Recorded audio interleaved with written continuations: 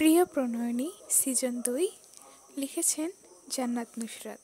বাঁচিয়ে রাখার জন্য বাবার সাথে দ্বন্দ্বে নেমেছিলেন, সেই সম্পর্ক তিনি নিজ হাতে ভেঙে চূর্ণ বিচূর্ণ করে দিলেন।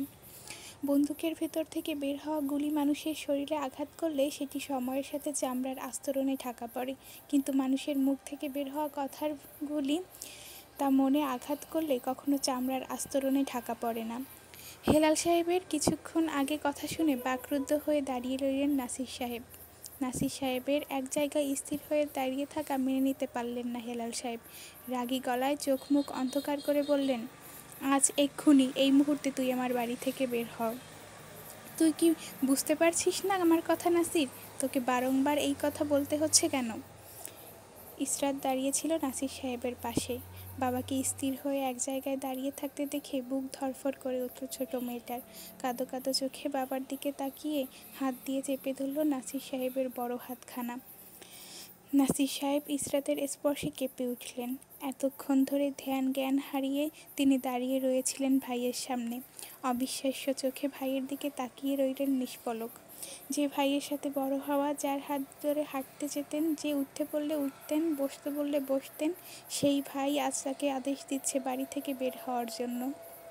পুরুষেরা কাঁদে না, কিন্তু সেদিন ইসরাত দেখেছিল তাদের বাবার জলে চিকচিক হয়ে যাওয়া চোখ। কান্না আটকানোর বৃথা চেষ্টা। আজমল আলী আর মেহেরুন্নেসা এসবের কোনো কিছু জানতেন না। তারা রাতের খাবার খেয়ে শোয়ার পরই এই ঘটনা। হেলাল সাহেবকে দমাতে এগিয়ে আসলেন সোহেব সাহেব আর সোহেব সাহেব। সোহেব সাহেব অবাক কণ্ঠে জিজ্ঞেস করলেন, বড় ভাই, এ কি বলছেন?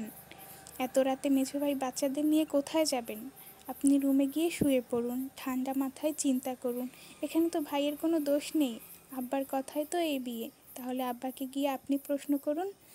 মেজো ভাই তো শুধু নিরপেক্ষ ছিলেন, নাতিনি আব্বাকে উস্কাচ্ছিলেন, নাতিনি বলছিলেন বিয়ে দেওয়ার কথা। আব্বা ভালো বুঝেছেন, তাই এই বিয়ে দিয়েছেন। সেখানে আপনি মেজো ভাইকে অপমান করে বাড়ি থেকে বের করে দিতে পারবেন না, কারণ এ বাড়িতে যতটুকু আপনার টাকা আছে ততটুকু আব্বারও আছে। আপনি বড় হয়ে না বুঝলে কিভাবে হবে বলুন বড় ভাই? সোহেব সাহেবের এত কথায় টু শব্দ করলেন না হেলাল সাহেব। নিজের জায়গায় স্থির রইলেন। সোহেব কিছু বলতে যাবেন, হেলাল সাহেব থামিয়ে দিলেন। চোখ ছোট ছোট করে পুরু গলায় আওড়ালেন, আমি তোদের বড় না, তোরা আমার বড়। আমার এই সিদ্ধান্তে কারোর সমস্যা হলে সেও বাড়ি থেকে নাসিরের সাথে বের হয়ে যেতে পারে। সোহেব তোয়াক্কা করলেন না। রাগী গলায় মেজো ভাইয়ের হয়ে বলে দিলেন, আপনি ভুল করছেন বড় ভাই। সম্পর্ক রক্ষা করতে গিয়ে তো আর ভেঙে দিচ্ছেন। আপনি যদি বড় হয়ে না বুঝেন, তাহলে আপনাকে বোঝানোর সাধ্য আমার নেই। নাসির সাহেব নিজের অস্থিরতা লুকিয়ে নিলেন। দীর্ঘশ্বাস ফেলে বললেন, আপনার যখন এই ইচ্ছে তাহলে তাই হবে। আগামীকাল আমি আমার স্ত্রী সন্তান নিয়ে চলে যাব। আজকে এই ঝড়ঝাপটার রাতটুকু আপনার বাসায় থাকতে দিন, এই আর্জি আপনার কাছে। আজকের জন্য এই বাড়ির ছাদ কেড়ে নেবেন না দয়া করে। নাসির সাহেবের কথা শেষ হয়ে যাওয়ার আগেই গটগট পায়ে চলে গেলেন হেলাল সাহেব। ভাইয়ের এই নির্লিপ্ততা মনে ভীষণ আঘাত হানল নাসির সাহেবের। ড্রয়িং রুমে বসে নিজ মনে শপথ নিলেন, এই জীবনে বেঁচে থাকতে এই বাড়ির সদর দরজার ভিতর পা মারাবেন না কোনো দিন। আল্লাহ যেন তার এই শপথ চিরকাল স্থায়ী রাখার তৌফিক দেন। রান্নাঘরে ফুপিয়ে কান্না করছেন নাজনীন বেগম। পাশেই মুখ কালো করে দাঁড়িয়ে আছেন লিপি বেগম। পিঠে হাত বুলিয়ে সান্ত্বনা দিয়ে বললেন, কাঁদিস না মেজো, আমি কথা বলবো ওনার সাথে। ওনার এরকম সিদ্ধান্ত নেওয়ার মানেটা কি আমি এখনও বুঝতে পারছি না। লোকটা পাগল হয়ে গিয়েছে। লিপি বেগমের কথা শেষ হতেই নিরেট গলায় রান্নাঘরের বাহির থেকে নাসির সাহেব বললেন, আপনার কথা বলতে হবে না ভাবি। বড় ভাইয়ের সিদ্ধান্ত আমি কখনো ফেলে দেইনি, এইবারও ফেলবো না। নাজনীন, যাও গিয়ে কাপড় গুছিয়ে নাও। এ বাড়িতে যেন আমাদের কারোর একটা সুতোও না থাকে।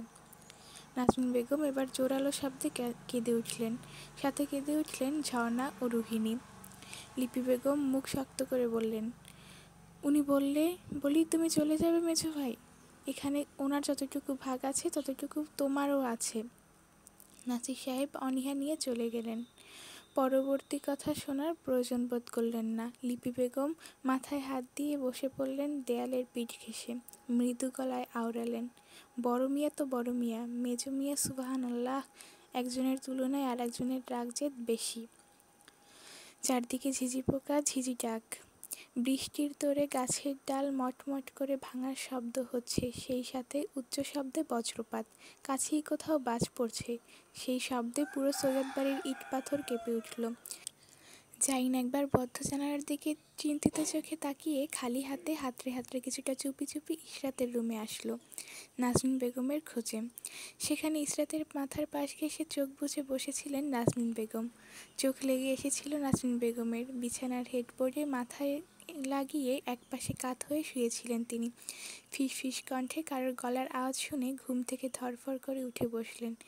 চোখের পাতা ঝাপটে নরম চোখে চারদিকে তাকিয়ে খোঁজ করতে লাগলেন ডেকে ওঠা মানুষটাকে। শেষ হয়ে যাওয়া মোমবাতির শেষ আলোয় নাজমিন বেগম দেখতে পেলেন কিশোর বয়সে পদার্পণ করা এক বোজদার কিশোর দাঁড়িয়ে আছে একপাশে কাচুমাচু ভঙ্গিতে। জাইনকে একপাশে কাচুমাচু হয়ে দাঁড়িয়ে থাকতে দেখে হাত বাড়িয়ে টেনে নিয়ে এসে বসালেন নিজের পাশে। কোনো প্রশ্ন করলেন না, ঠিক সময়ের অপেক্ষা করলেন। যখন ঠিক সময় আসবে তখন জাইন নিজেই কথা শুরু করবে।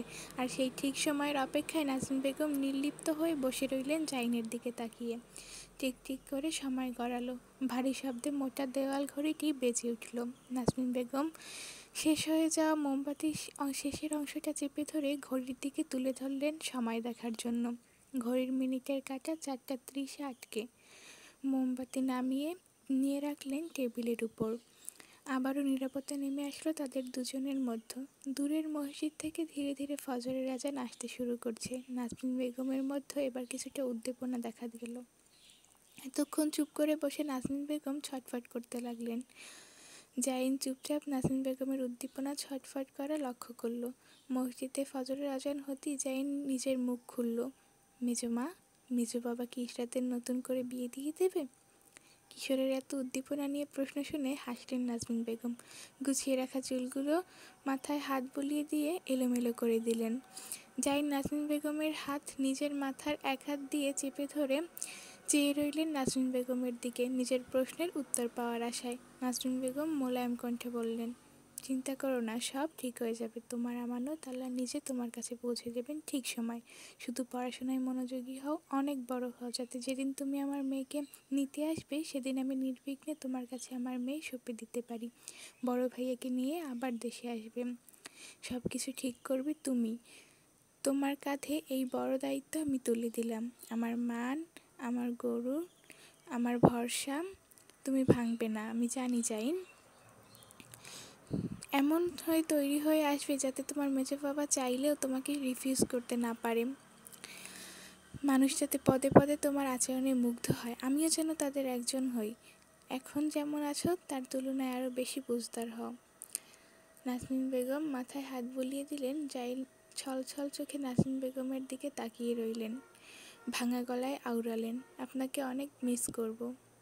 আমাকে নাকি ইশরাতকে? জাইন লজ্জা পেয়ে মুখ গুজল নাজমিন বেগমের বুকে।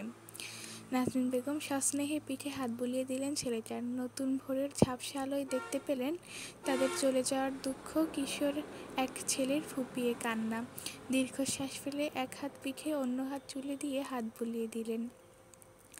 ফিসফিস করে জাইনের উদ্দেশ্যে বললেন, তুমি নতুনভাবে এসো আমাদের জীবনে। আমি ইশরাতকে তোমার অপেক্ষায় শেষ বিকেলের শেষ আলোয় জানালার কাছে দাঁড় করিয়ে রাখব। আমাদের এই অপেক্ষা যেন দীর্ঘ না হয়। তুমি এসো, তাড়াতাড়ি চলে এসো। জাইন ঘুমে বুঝে আসা চোখ কোনোরকম খোলা রেখে আওড়ালো, আমি আপনাদের দীর্ঘ অপেক্ষা করাবো না মেজমা, খুব তাড়াতাড়ি আসবো। আপনাদের ফিরিয়ে নিয়ে আসবো এই বাড়িতে। সব ঠিক করে দেব আমি। বাবার এই অহমিকা একদিন ভাঙবে। তিনি নিজে লজ্জিত হবেন নিজের এই দোষে। লিপি বেগম মুখ বেজার করে বসে আছেন হেলাল সাহেবের পাশে। হেলাল সাহেব স্ত্রীর দিকে একবার তাকিয়ে চোখ ফিরিয়ে নিলেন সামনের দিকে। কপালে গাঢ় ভাঁজ ফেলে রইলেন বাহিরের দিকে চেয়ে। ঝড়ের গতিতে গাছপালা হেলছে দুলছে এদিক সেদিক। সামনের দিকে তাকিয়ে থাকতে থাকতে অনুভূত হলো পিঠে মোলায়েম নারীর হাতের স্পর্শ। ঘাড় ঘুরিয়ে পেছন ফিরে তাকালেন। লিপি বেগম মুখ দিয়ে আ আকার শব্দ বের করতেই হেলাল সাহেব ঠোঁটে তর্জনী আঙুল রেখে চুপ দেখালেন। স্বামীর কাছ থেকে কথা বলার অনুমতি না পেয়ে মাথা ঝুঁকিয়ে বসে রইলেন লিপি বেগম। ধীরে ধীরে সারাদিনের ক্লান্তি নেমে আসছে শরীরে। বিয়ে বিষয়ক কোনো প্রশ্ন করতে চাইলেন না স্বামীকে, কিন্তু মুখ দিয়ে সেই বিয়ে বিষয়ক প্রশ্ন বের হয়ে আসলো।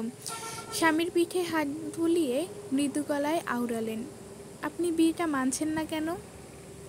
হেলাল সাহেব চোখ থেকে চিকন লেন্সের হাই পাওয়ারের চশমাটা খুলে রাখলেন পাশের মিনি টেবিলে। বালিশ বিছানার হেডবোর্ডের সাথে হেলান দিয়ে রেখে নিজেও আধশোয়া হয়ে শুয়ে পড়লেন।